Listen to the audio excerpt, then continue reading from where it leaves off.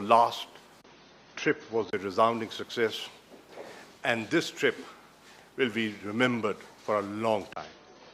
Because today, you've come to Pakistan after having chaired a special session of the General Assembly. Unusual times, lingering COVID-19 pandemic in New York, bombardment in Gaza, innocent people being killed and maimed, the Security Council failing to reach a consensus in 4 consecutive meetings, and the international community, the OIC, the Arab group, and the non-aligned movement collectively looking towards you to play a role, a leadership role, to protect innocent civilians and to save and uphold the credibility of the UN system. Mr. President, you did that.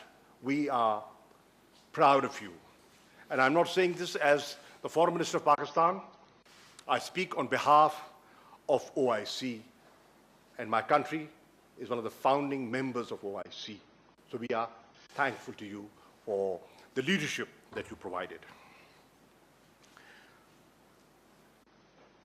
When the President decided to convene this special session, he was of the view that we'll start at 10 and we'll close at 1. He had no idea what was waiting. 103 registrations came, and he realized it's not possible to wrap it up in 3 hours. It would not be possible to wrap it up in 12 hours. So he extended the session, and there was a 2-day session. But the significance of this special session was that while in the midst of the debate, when we were meeting in the trusteeship hall, the news came in of a ceasefire. And the objective that has taken me and other foreign ministers to New York, ladies and gentlemen, was achieved. And the idea was cessation of hostilities, and thanks to your intervention and your leadership, we achieved that. And another unusual step of a tall man in intellect, the President. He sets new precedents and makes a presidential statement. Normally they don't, but you did. Normally there's no podium set up by the UN for foreign ministers like myself to go and address the press at the UN, at the General Assembly. He set a new precedent, and I was the first foreign minister to avail that opportunity. Thank you for doing so. I also had the pleasure of meeting, besides the President, the Secretary General of the UN. He also made an opening statement on this evolving crisis. And I must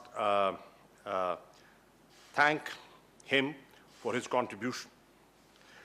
What we expect, Mr. President, from you and the Secretary General is to continue to play that leadership role and initiate the peace process. What we've achieved is the first milestone. But what we need, and the nation and the Ummah is looking up to, is a revival of the peace process. Because this is a simmering issue. The fire has not yet been fully extinguished. Please play your role. to extinguish the fires. And the only way this fire will be extinguished is through dialogue, an understanding of peaceful coexistence, and a two-state solution in accordance with the UN Security Council resolutions. And to ensure, play your role to ensure that timely humanitarian assistance is provided to the Palestinians and those affected in this, under this aggression. I intend to get in touch with the Egyptian Foreign Minister, and I also want to acknowledge the constructive role played by Egypt, the leadership, President Sisi, and yesterday, last night, Prime Minister Imran Khan had a very good conversation with President Sisi. They discussed the situation and what needs to be done in the days ahead. I had the opportunity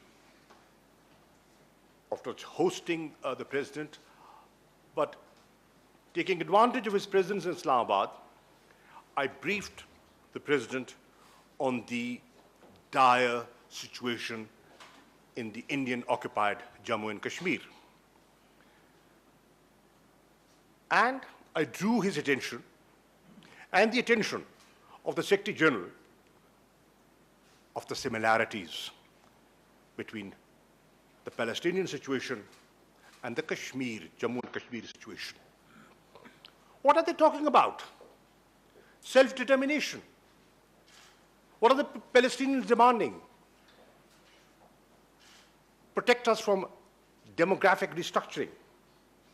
What are they saying? Human rights are being violated, international law is being violated. You made us promises. They're broken promises. Innocent people are being killed. Help us, protect us. Electricity, water supplies have been affected. Hospitals have been bombed. Red Cross has been targeted. So play your role and protect us. What are people in Jammu and Kashmir saying? Palestinians are saying, Security Council, we are on the agenda. We are an agenda item for over 7 decades. The President, what are the Kashmiris saying? We are on the agenda of the Security Council for over 7 decades.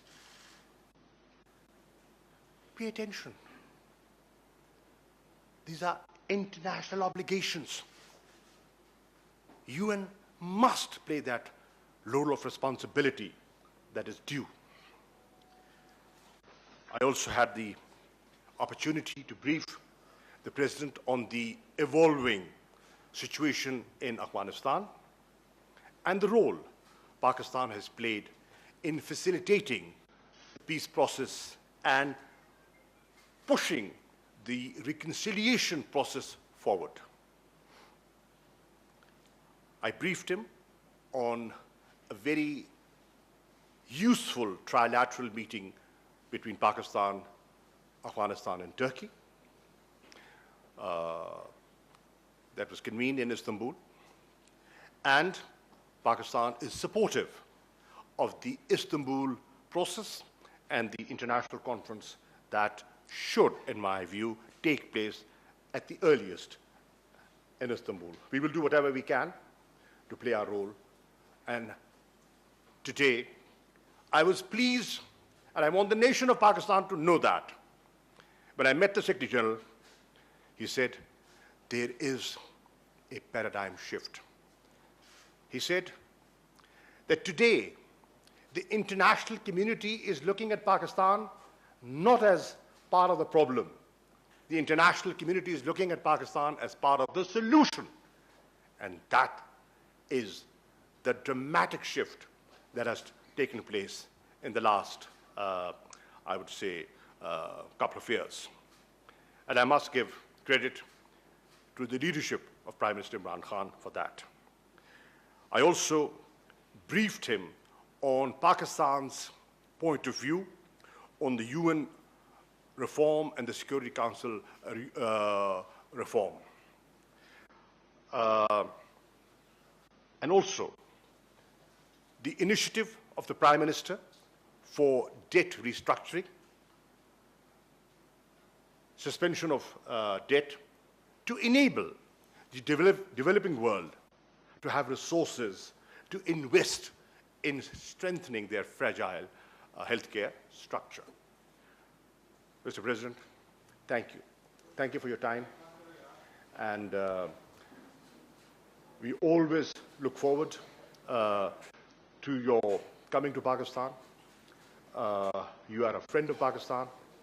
And in a humble way, today, after this function, in an investiture ceremony, we will be acknowledging that and recognizing your services and the services of the UN system. Thank you, sir. And may I now request the Honorable President of the General Assembly of the United Nations, Mr. Bozkir, for his remarks, please. Thank you so much, Foreign Minister, for the kind words. Also, representing Pakistan in the world in a very good way. You're a well-known figure in the world platform, and I'm a witness that in this last meeting for Palestine, your leadership was very much important. We started with a dinner before the meeting, and you have invited the ministers to a meeting, and I think that was the crucial point, and where a decisive mood among ministers was established. And so the meeting really went smoothly and to the point and with a success. And I appreciate your leadership in that respect. Of course, in politics, sometimes 5 years is too short and sometimes 2 days is too long. In this, we captured the momentum. We captured the eye of the storm. And when the political structure is ready for something, nothing can stop it. The wave of the politics can solve every problem. Here, if the ministers didn't come to New York and connected virtually, we wouldn't have got the result. But everybody saw the minister. One flew 40 hours, one flew 30 hours, one flew 20 hours. They all took the burden to come there, and this is politics, and which was for the result. On my behalf, as the President of the General Assembly, I'm impartial. I have a duty to be impartial. But of course, impartiality can be defined also. For a case like Palestine, I don't think any PGA can stay impartial. So my definition is to help the people, to solve problems, to be fair and just, and that's, I think, impartiality. So I think the constitution in the Palestinian issue is a swift return to negotiations, as the minister also mentioned, with the goal of ending occupation, addressing all the final status, including the status of Jerusalem, and achieving two independent, sovereign, viable states, Israel and Palestine, living side by side in peace and security and mutual recognition within recognized borders on the basis of pre-1967 lines, with Jerusalem as the capital of both states. I started saying that this is the constitution of the negotiations. This is the bottom line. Without this, we can't achieve. So I think the first step was this meeting. Ceasefire was the result. It cannot be the end. So from here, we must use this political wind to also continue using our strength in the General Assembly to force the Security Council and also to force the Secretary General, which has an obligation to also look to the Security Council's success stories and the General Assembly's success stories. If there is one success story, it's enough. If there's two success stories, it's even better than enough. So I think we have a lot to do, but we also have a big room for maneuver. Minister mentioned and also compared the two important things. I think the two problems are the same age, Palestine and Jammu and Kashmir. And I fully agree that this is the case. But unfortunately, the Palestinian issue has more wind behind it, political wind behind it. And the Jammu and Kashmir issue doesn't have the same enlarged political wind behind it. So I think it is the duty, especially Pakistan, to bring this to the United Nations platform more strongly, and the PGA only needs an application from a group of countries, and it can be held as a meeting there. But of course, as an impartial President of the General Assembly, I must also reiterate that the United Nations position on Jammu and Kashmir is governed by the United Nations Charter and applicable Security Council resolutions. India and Pakistan's similar agreement on 1972, which states that the final status of Jammu and Kashmir is to be settled by peaceful means in accordance with the UN Charter, and this is, I think, very important that we must all remember. I think both parties, all parties, must refrain from taking steps that could affect the status of Jammu and Kashmir. This is, I think, the most very important part of how we look at the case. Of course, concerning Afghanistan, as I mentioned in the meeting today, there are many countries in the world. All countries think they are the most important country in the world. And if you look from their perspective, it is true. But some countries are more important. Pakistan is important. Afghanistan is important. Afghanistan, if we can solve the Afghanistan issue, it cannot be limited to Afghanistan. It will have a regional effect. It will have a worldwide effect.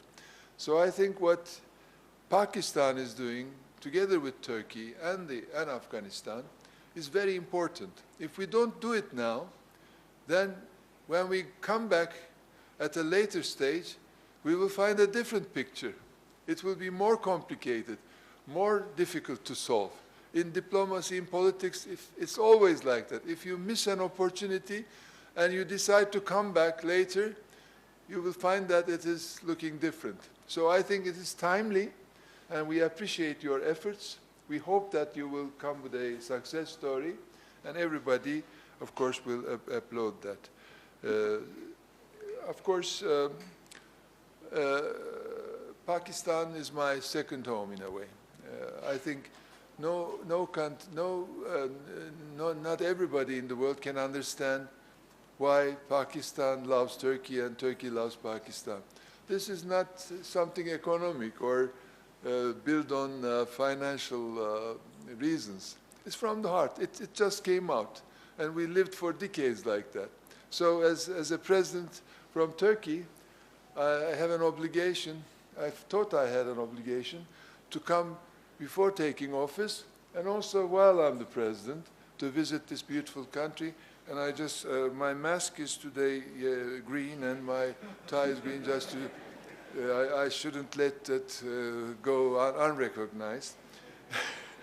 And also, I'm really honored for tonight's ceremony, which I will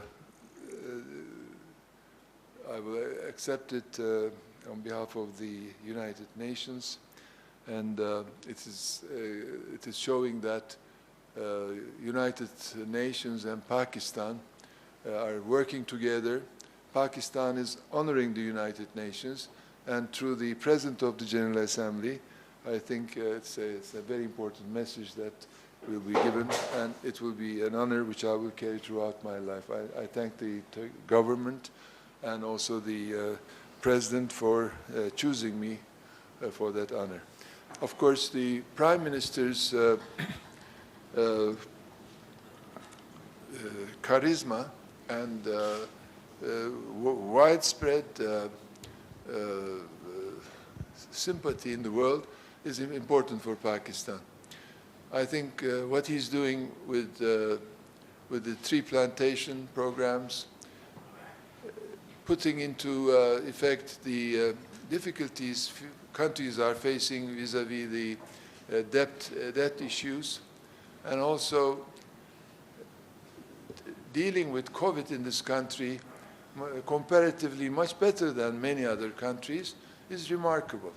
And I think reaching 10 billion trees in some years' time is a very ambitious looking but very correct project. Why Islamabad is so green and why Islamabad is impressing everybody coming here is because these type of decisions are taken. And we have the Pakistani permanent representative, Ambassador Minur Akram, as the president of the ECOSOC.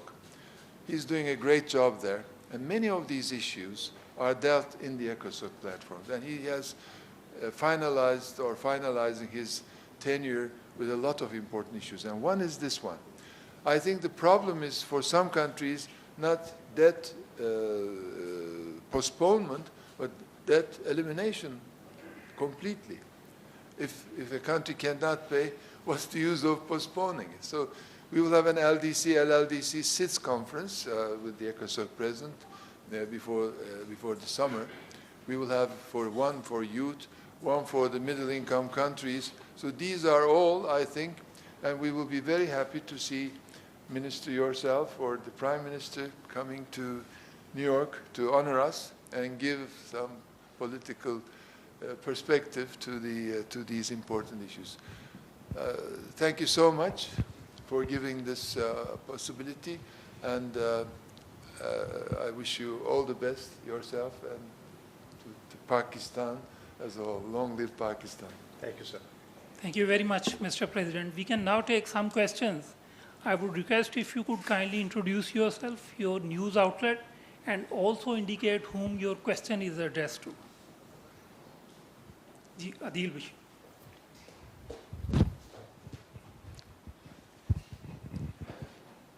My name is Adil Bashir and representing Rose News Network. I have a question from Mr. President, UNGA, High Excellency Volikn Bozkir. How does UN see the Kashmir dispute in line with relevant UN resolutions? Sorry? How does UN see the Kashmir dispute in line with relevant UN resolutions? Well, I think I explained the UN position in that respect. And I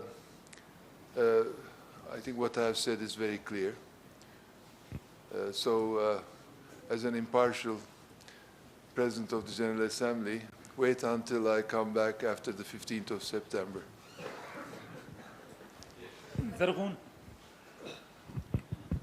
Thank you, sir. My question is addressed to both of the dignitaries. First to the Foreign Minister. Sir, no doubt Israel has committed brazen human rights violation, and Mr. Netanyahu stands an established war criminal. Does Pakistan as well as Turkey intend to approach the International Court of Justice? Thank you. To begin with, let me draw your attention to a very important meeting taking place in Geneva right now, the Human Rights Council.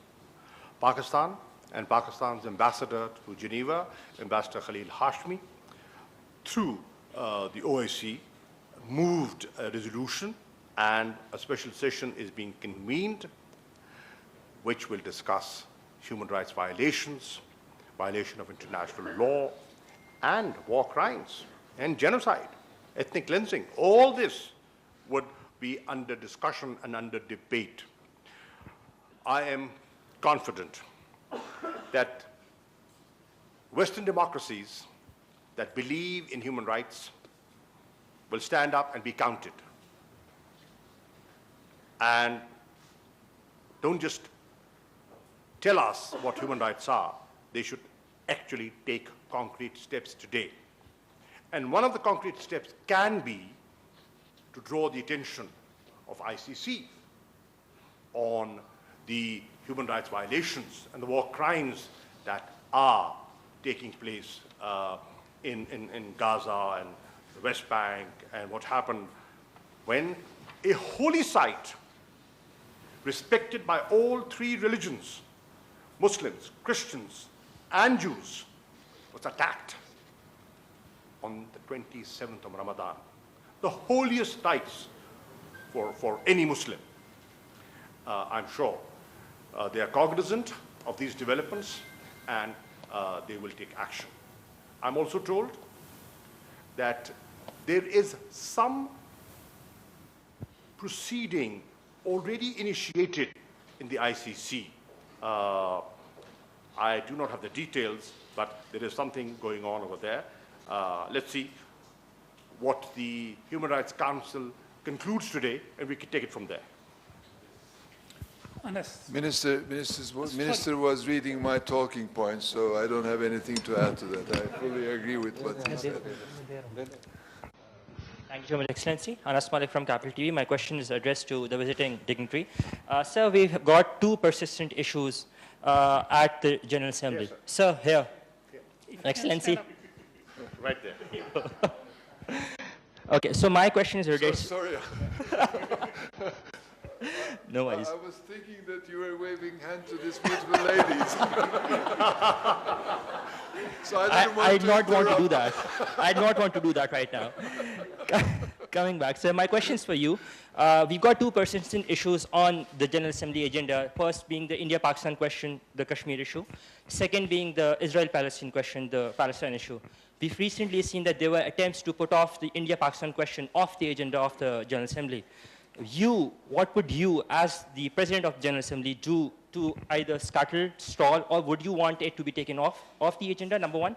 Number two, what is the way forward precisely on the issue of Kashmir and on the issue of Palestine? As the President of the General Assembly, what would be your role? Thank you. Well, I think I tried to describe what the General Assembly can do and what the General Assembly cannot do. The problem is, there is a belief that if things do not develop positively or as a result in the Security Council, then the General Assembly has a role to play, which I don't think it is the case. The Palestinian meeting was held not because the Security Council was not able to come with a decision, but we had two opportunities. One was the emergency session, it is not closed, it is suspended, and each time you can open it from where it stopped. Or, like we did, we used the Middle East agenda item and we inserted into that. So it needed the two groups' application to me, and I decided to have a meeting. So the important thing is to convene a General Assembly when there's not a big political support behind it, will be counter-effective. That was what I was saying. If for the Kashmir issue there is a support and I can see it, then I will do it. But it shouldn't be harming the issue by having an unsuccessful meeting. So I think the first work should be done with countries, like in the Palestinian case was the IOC and the African group, and then the NAM joined it.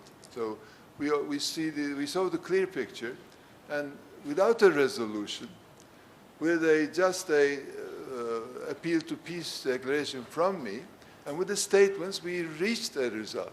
But if we have a meeting by the request of, let's say, Pakistan, and then we don't have the support there, it would be bad. So what I'm saying is, first, it must come to me with a wind, and then I deliver. If you want the wind to be blown by me, I don't have that authority. Thank you very much. मैं इसमें एक इजाफा करना चाहूँगा और with your permission, Mr. President, I like to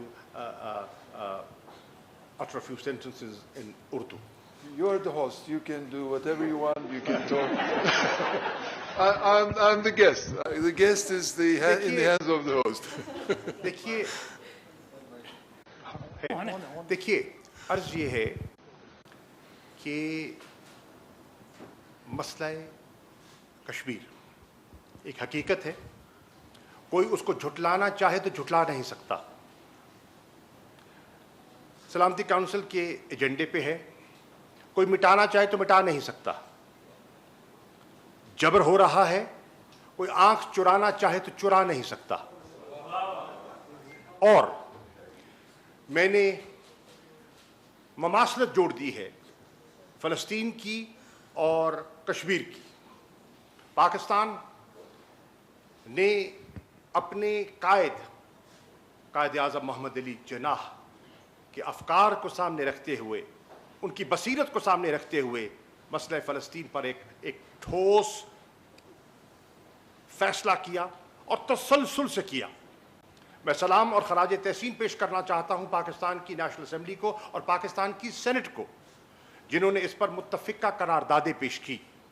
उन करारदादों की ताकत के बलबूते पर मैंने ये मसला वहाँ सेक्रेटरी जनरल के साथ और सदर के साथ उठाया और मैंने कहा कि आप देखें, सितम ज़रीफ़ी तो देखें कि मुमासलत तो देखें। चिंगारी वहाँ भी है, चिंगारी वहाँ भी है।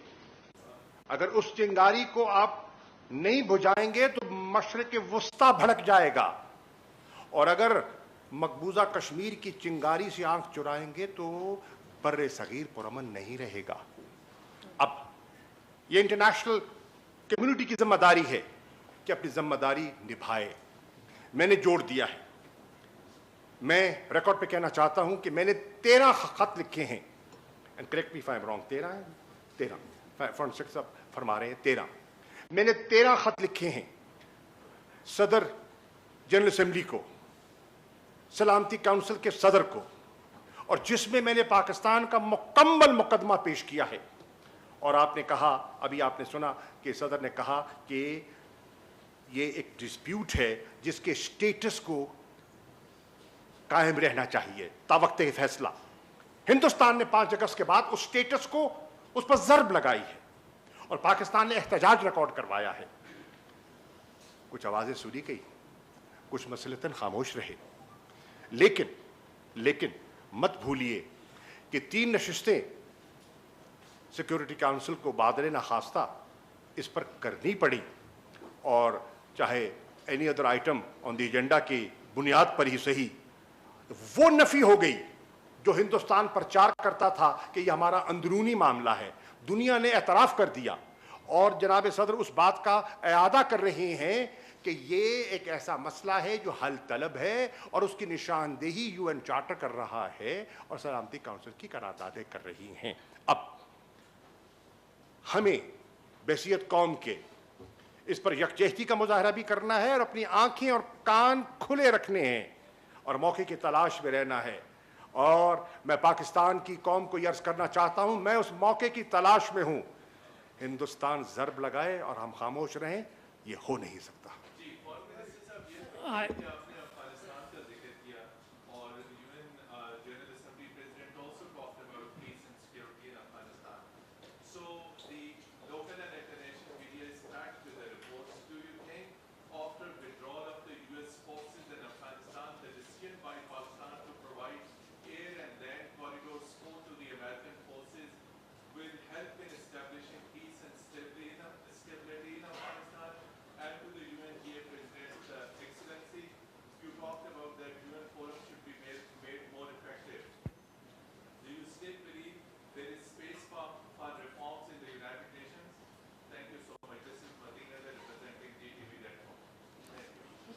I will come back to answer the last question because it will take more time. But in principle, you're talking about the Security Council reform. Yes. And of course, it is one of the most lively processes going on.